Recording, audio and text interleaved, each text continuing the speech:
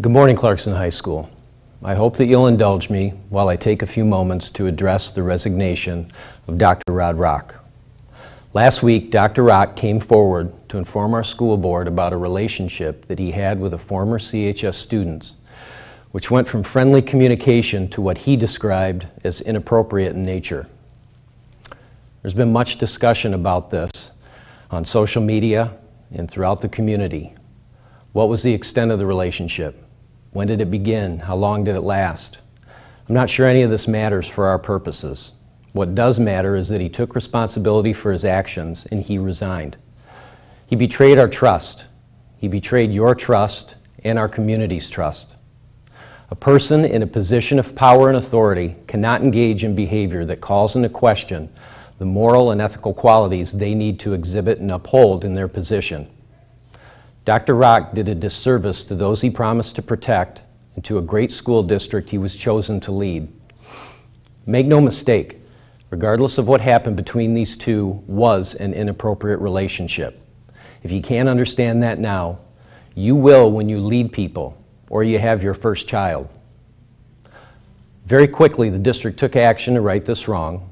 The proper people were notified and Dr. Rock voluntarily resigned. Dr. Rock was a popular leader.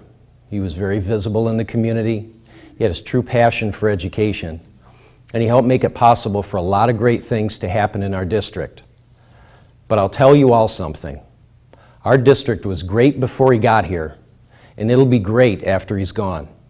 One person, even the highest paid, most visible and influential, is not greater than the organization as a whole.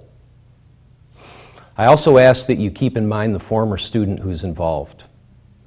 Irregardless of what's being said on the news or on social media, many of the comments on social media coming from current CHS students, she's a person who minimally deserves to be left alone so she can work to move on with her life.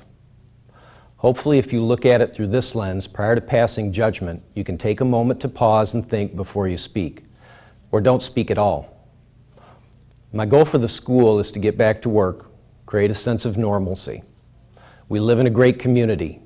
We have a great school, great teachers, great students, great programs. Because we are great, there are many people who want to see us fail and maybe even revel in it. It comes with the territory when you're on top. But I won't let this happen, but I also need your help. I need you to conduct yourselves with class and respect for those involved. This story sickens me in so many different ways. A proud man I once called a friend threw away a promising career and did what may amount to be irreparable damage to a great school district and a proud community. A CHS grad now has to try to put her life back together, which I can't imagine can be easy given the times that we live in. One person does not define who we are, how people view us, or how we view the world. Collectively, we do, together. I hope that you take a moment to reflect on what I've said, conversations you may have with teachers, your friends, your parents, and things you've read on social media or have seen in the news. Just like every moment in life, this is an opportunity to learn something. Something about who we are as a school, a community, and probably most importantly, who you are as a person. Oftentimes, greatness is defined by your action in times of distress or turmoil. I can honestly say, I think as a collective group, I think you're all pretty great. I ask for your help as we move past this and continue with all that's good about Clarkston High School. Thanks for your time.